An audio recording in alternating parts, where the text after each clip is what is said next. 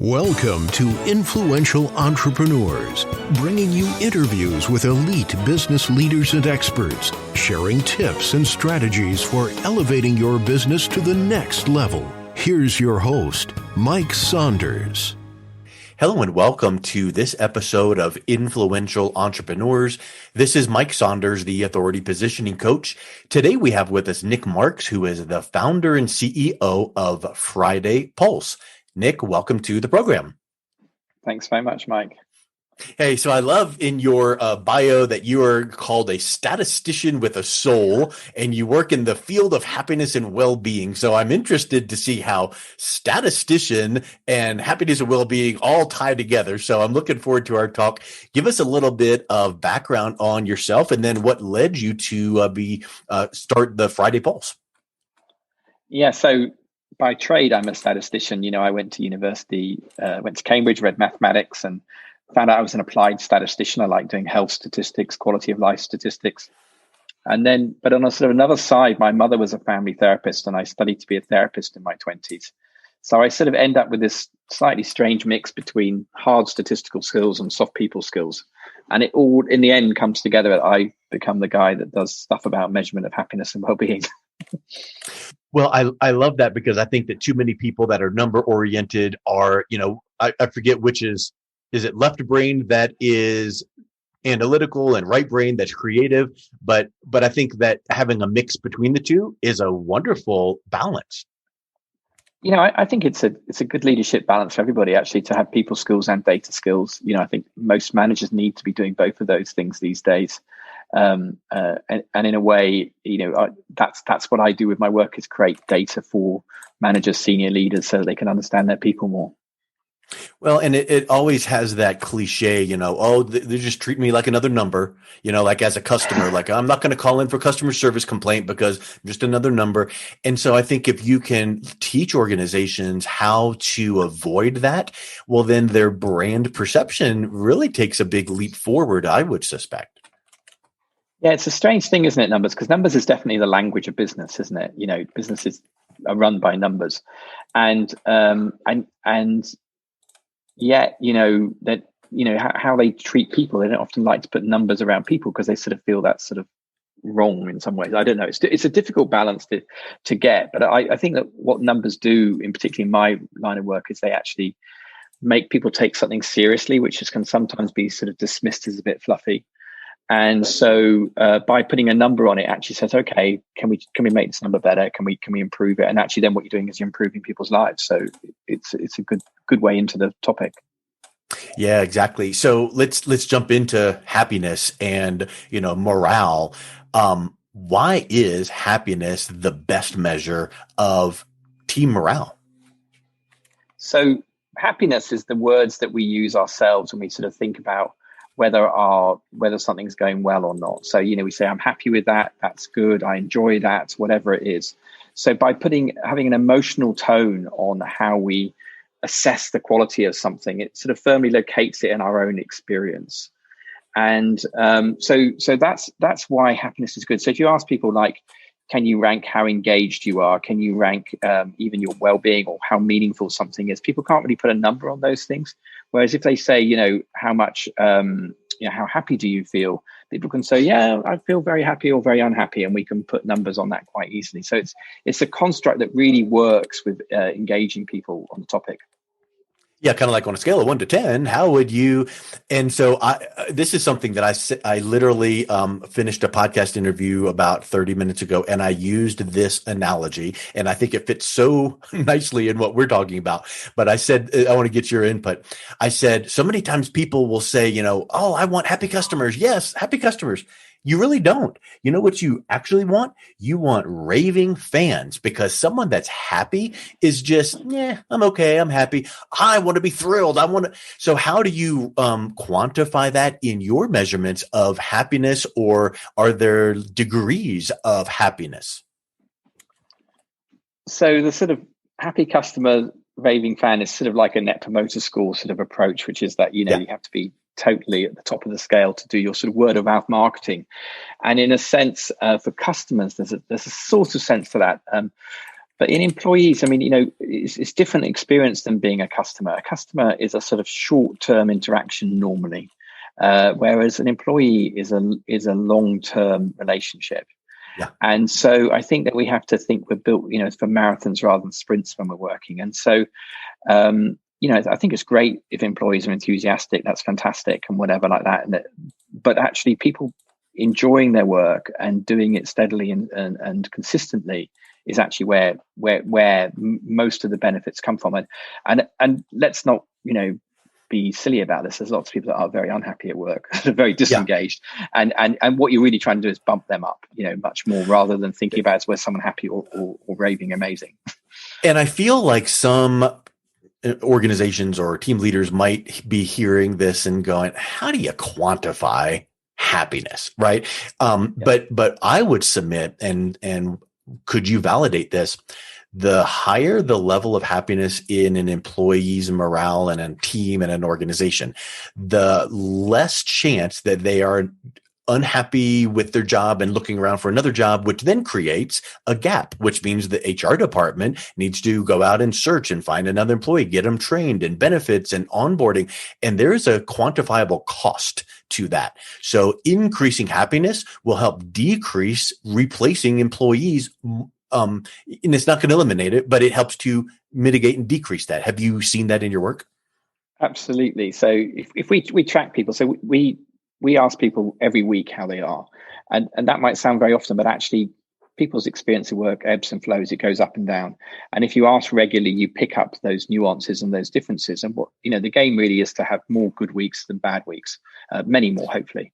And what we find is if people are unhappy for a month, then they're twice as likely to leave the next month. And so, it's not the only factor on why people leave, but it's a big factor. If you're very happy at work, you don't leave. I mean, yeah. So it's a really great measure that really impacts retention very quickly.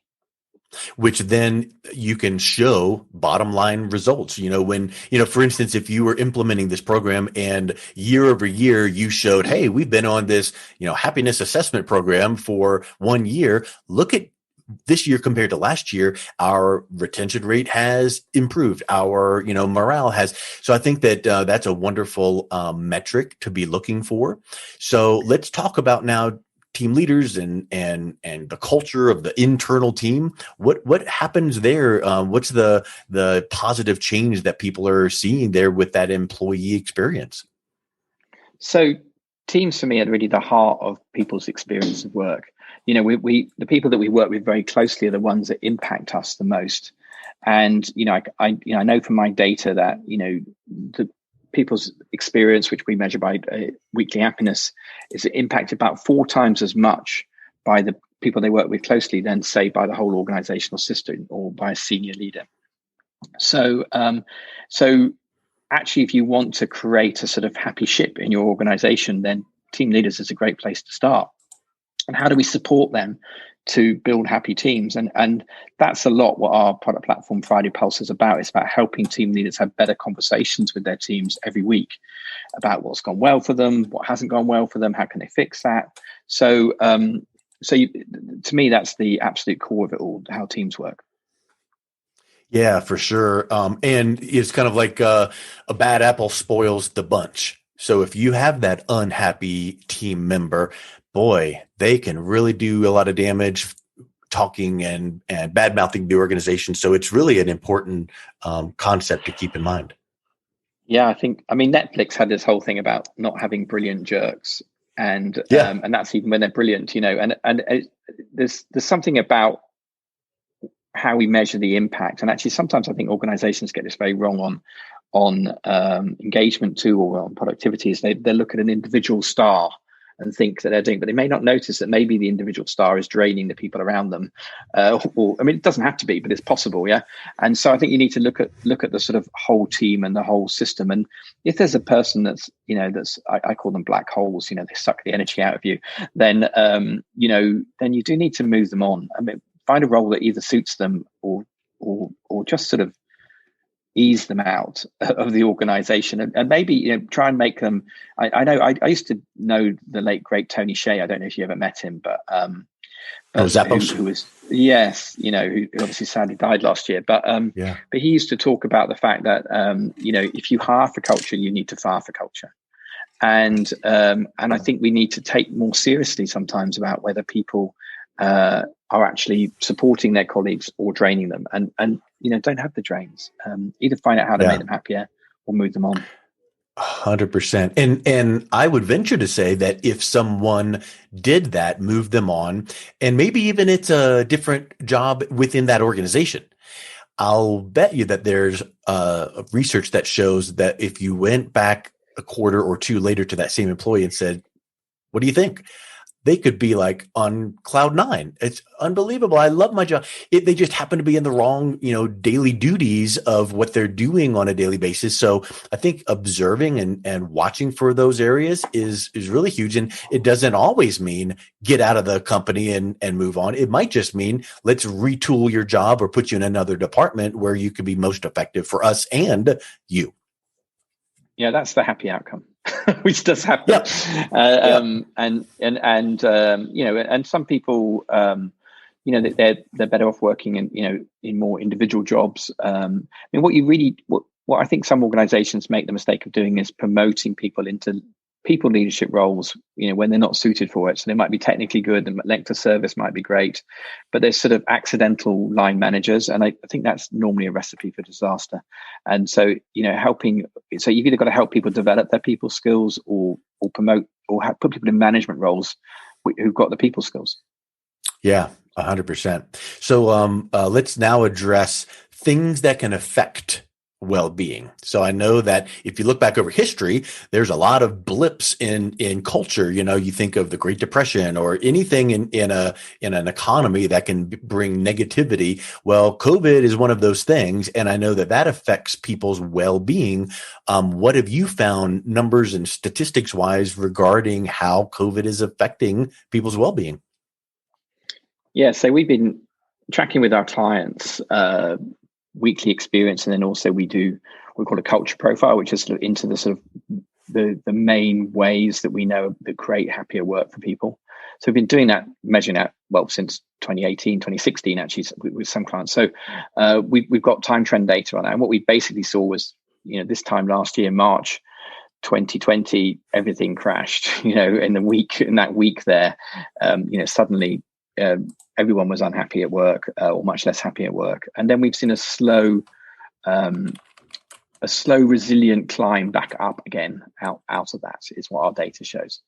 But within that, some areas have got better and some worse. And the areas that have got slightly better are things around innovation and creativity. I think people had to be really innovative and creative at work. But what's got worse is work-life balance, team relationships, inter-team cooperation, friendships. Those sort of indicators at work have all deteriorated, and I think what we've really got is that people are tired, and they're missing people, and that comes through in the data, sort of as you would expect, but it's all there in the data. 100%, and I feel like just like anything, how they say there's a silver lining in every cloud. Well, the silver lining in working through these troubling times, like for instance in COVID, there's going to be some positivity that comes out of it. Like for instance, companies are forced to be a little bit more virtual. Well, when things go back to normal or whatever semblance of normal, they're going to get back to in-person meetings. But I feel like there's going to always be that aspect of, well, we're going to offer virtual, as well. And that can save time and money and travel and all of that. What are you finding some of the positive traits that people are experiencing? Maybe more togetherness with family, or does that factor into the happiness quotient? So I think what we're finding is that people are being reminded about what's important, and in a sense, when you throw everything up in the air, which is sort of what's happened, it allows you to reassess what's critical, whether that's in your home life, your personal well-being, or at work. And I think, the big thing at work is, are we going back to the office? Are we not? Are we having a hybrid model? What do we do with people who never come in the office? Will they be able to learn as much? Will they be able to progress? Will they be left out of decisions?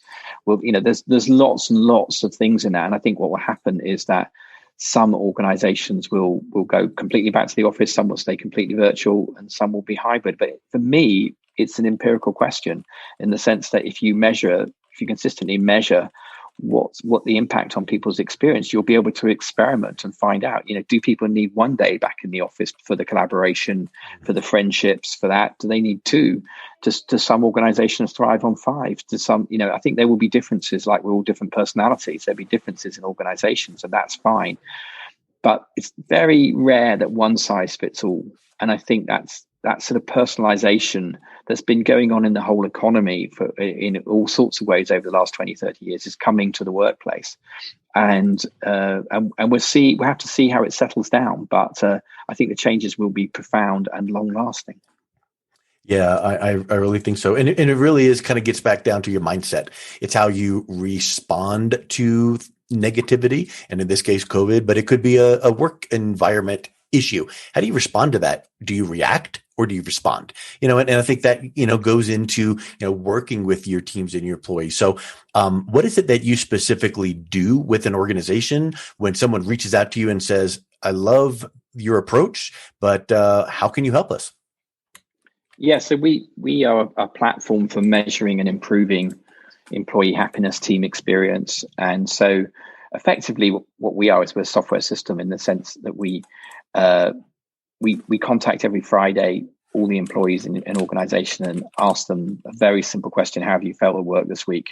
And out of that, we create a happiness KPI, we call it, for senior leaders, so they can see if there are problems in the organization that they need to fix, and they can see it very rapidly. So, if a team has a poor score 1 week, I always say, well, leave it another week, see if they bounce back, because for me, resilience is bounce back. And and if they don't, then, go and talk to the team leader, what's going on. And so it gives senior leaders sort of frontline feedback on what the experience is. And not many organizations have that data. I mean, 20, 30 years ago, we didn't have that on customers. And I think now we need to have it on employees in this new world. So that's what we do. But beyond that, we also, as I said, we help team leaders have better conversations. So we package up a team's responses on a Friday for a Monday morning team meeting where they can look about what the happiness level is. But we also ask people, can you share a success? Because basically, I don't think we celebrate enough our micro successes at work. We can maybe celebrate major ones, but little ones every week that we just need to do. We're creatures that like to be praised and appreciated. So I think team leaders can always be better at that, rather than moving on to the next challenge straight away. And we ask people if they want to thank other people for the support they've got. And we also give people a space to say any frustrations that need fixing. And those we package up into a team meeting so team leaders can have better discussions every week. So we're a complete program really for improving bit by bit team morale and employee experience. Well, I love how you say happiness is the ultimate people KPI. So it's a great little tagline there. I think that is wonderful. I love your mix between stats and actual, emotions and impact in an organization. So Nick, thank you so much for coming on today. What's the best way people can reach out and connect with you and learn more about your services?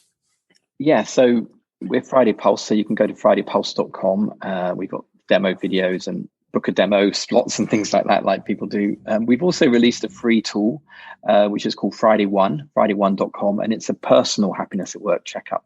So it's a bit like those sort of 16 personalities tests, but for your happiness at work. And it's more contextual, so it can give you clues about what you could do to be happier, or what's not great about your job, or what is. It'll benchmark you against people similar backgrounds to yourself, so all the data's in there. And me personally, I've got my own personal website, nickmarks.org. I've done a TED talk previously around my previous work. And LinkedIn is a very good place to find me. Nick is NIC without a K, Marks. Just, send me a contact request, and I post there regularly. Excellent. Well, Nick, thank you so much for coming on today. Thank you very much, Mike.